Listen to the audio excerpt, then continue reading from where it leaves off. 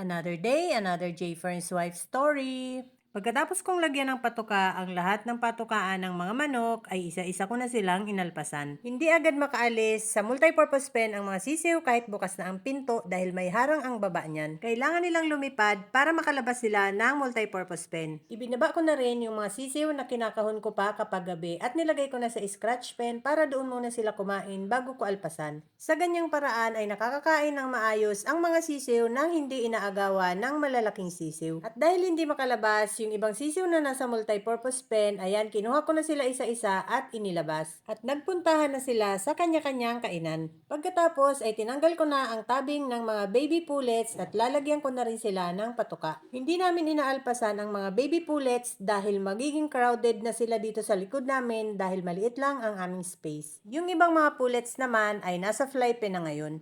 Ito namang Ding Fair 5K sweater namin, nagpipisaan pa ang kanyang mga itlog, baba na ng baba sa pugad. Nakita namin nung bumaba, meron pang basang sisiw at merong pang crack na itlog. Yung tatlong sisiw ay kahapon pa napisa yan. Ito namang brood hen sa battery cage namin ay nag-iitlogan na. May mga similya pa ang itlog niyan pero hindi na namin yan papipisain. Pangulam na lang namin ang lahat ng itlog na makukolekta namin sa battery cage. Ilang buwan na naman kaming hindi bibili ng itlog nito. Yung isang Ding Fair 5K sweater naman ay nangitlog din, kaya lang may basag yung kanyang itlog. Dalawang itlog ang nakolekta ko sa battery cage. Itong tatlong inahin na lang ang sinasala ngayon ni J. Fern. Itong dalawang Bagsik Line brood hen at yung ARL brood hen. Kinukolekta na lang namin ang itlog nitong dalawa. Ito namang ARL ay hindi pa nangingitlog pero pinabababa na yan ni J. Fern sa 7 times winner brood cock. Kawawalay pa lang yan sa sisiw niya kaya hindi pa nangingitlog ang aming ARL brood hen. Pero maya-maya lang ay mangingitlog na rin yan. Kukuhanin ko na itong itlog para may ulam kami. Hindi talaga maiwasang hindi magalusan lalo na kapag nag-aalaga ng mga manok. Nakalmot ako ng sisiw nung inilabas ko sila sa multipurpose pen kanina. Yung malalaking manok naman bukod sa kalmot ay meron pang tuka. Kaya minsan may pasa naman ako sa braso. Itong mga sisiw ay nakakita ng kanilang tambayan dito sa gilid ng multipurpose pen. Tinanggal ko na yung ginawang pugad dyan ni J. Fern para maluwag ang kanilang tambayan. Nilagyan ko rin dyan ng hapunan para dyan sila humapon habang nagpapahinga kapag tanghali. Yung mga kahoy na nandyan na may mga anay, ayan tinutuka ng mga sisiw. Mataas ang protein content ng mga anay kaya gustong gusto yan ng mga manok. Yan naman ang kagandahan ng mga sisiw kapag alpas na. Madami silang insektong natutuka. Wala lang damo dito sa likod namin kaya wala silang natutukang mga damo. Kaya mga dahon ng kamyas at malunggay lang ang napapatuka namin sa kanila dito. Malamig dyan sa part na yan, kaya gustong gusto ng mga manok na dyan tumambay. Dyan ko rin nilagay malapit sa kanilang tambayan ang kanilang kainan at saka inumin para hindi sila nakikisabay sa malalaking sisiw pag kumakain. Hatching na rin ang nililimliman nitong itlog ng aming Golden Boy Gilmore brood hen. Halos sabay sila ng Ding Fair 5K sweater na nag-hatch ang mga itlog. May apat ng sisiw na padungaw-dungaw ang aming Golden Boy Gilmore brood hen. Sana mapisa ang lahat ng itlog na nililimliman niya. 12 ang nililimliman niyang itlog, kaya lang nung isang araw, nabasaga ng itlog yan. Kaya 11 na lang ang natira sa nililimliman niyang mga itlog. 5 inahin na lang silang nalimlim at kapag binaba ang mga sisiw nitong dalawang brood hen, ay 3 na lang ang matitira. Itong isang Golden Boy Gilmore brood hen namin, yung pabebe ay bumaba ng kanyang pugad.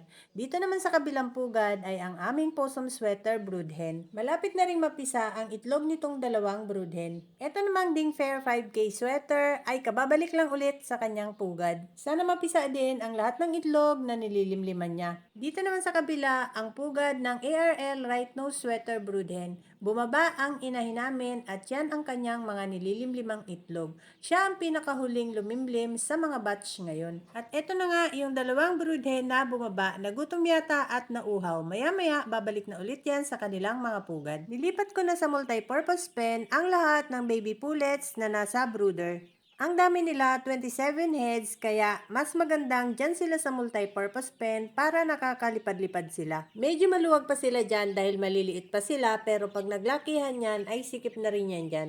Buti na lang hindi naman nag-aawayan ang mga baby pullets. Nagkakagulo lang yan kapag gutom na sila. Ayan, nanghihingi na naman niya ng patoka. Pagkatanggal ko sa mga baby pullets ay nilinis muna namin ang brooder dahil ililipat namin doon ang mga sisiw na nasa folding. Kinabukasan pagkaalis ng mga baby pullets sa brooder, saka namin inilipat ang mga sisiw na nasa folding. 23 heads ang lahat ng mga sisiw na nasa folding. Pinagsama na namin yung week-old at days-old na mga sisiw. Mukhang naninibago sila sa brooder kaya nasa isang sulok silang lahat. Kapag ganyang bagong lipat ang mga manok, kailangan painumin ng vitamins para hindi sila ma-stress. Multilite Premium ang nilagay naming painom sa kanilang waterer. Tanghali na naman kaya ang iingay na naman ng mga alpas na mga sisiw. Wala na kasing laman ang kanilang mga kainan. Kaya nung nilagyan ko ng feeds ay suguran ng mga sisiw dahil talagang gutom na sila. At habang nilalagay ko ang feeds sa kanilang patukaan ay tinutuka din ang kamay ko ng mga sisiw. Wala na ring laman ang waterer nila. Amoxicillin Forte ang nilagay ko dyan dahil pina-flashing ko sila ng 3 days.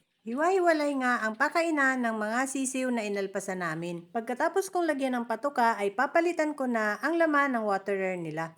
Multilite Premium ang ipapainom ko sa kanila ngayong tanghali dahil nag-flashing ako sa kanila kaninang umaga. Kapag nagbibigay ng antibiotics sa mga manok, pati good bacteria sa tiyan nila ay nawawala din, kaya kailangan nating ibalik ang mga good bacteria sa tiyan nila para makapagtunaw sila ng pagkain ng maayos. Ang Multilite Premium ay may probiotic. Ang probiotic ay mga good bacteria na kailangan sa digestion para matunaw ang mga kinain na maayos. Para kahit umiinom sila ng gamot ay magana pa rin silang kumain. Kapag maganda ang panunaw ay nabuboost ang immune system ng mga manok. Kaya malakas ang depensa nila sa mga virus at bacteria. Kapag nagkasakit man sila ay mabilis lang gumaling. Inilagay ko na malapit sa kainan nila yung mga waterer na nilagyan ko ng Multilite Premium. Kapag nagtitimpla ako ng mga painom sa sisiw, kailangang maubos nila para hindi napapanis ang gamot or vitamins. Mauubos nila yan bago mag alas 3 yung tinimpla kong vitamins at mamayang hapon ay tubig na lang ang ipapainom sa kanila.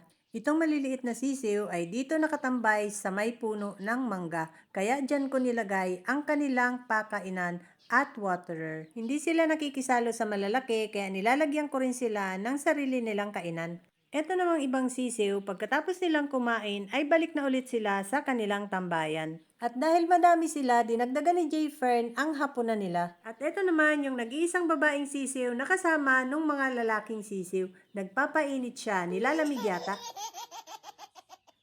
Kinahaponan nga nung magpapatuka na ako ng manok, nagulat ako pagbaba ko sa hagdan, biglang lumipad yung isang sisiw at dumapo sa may balikat ko. Gutom na yata ulit ang mga sisiw.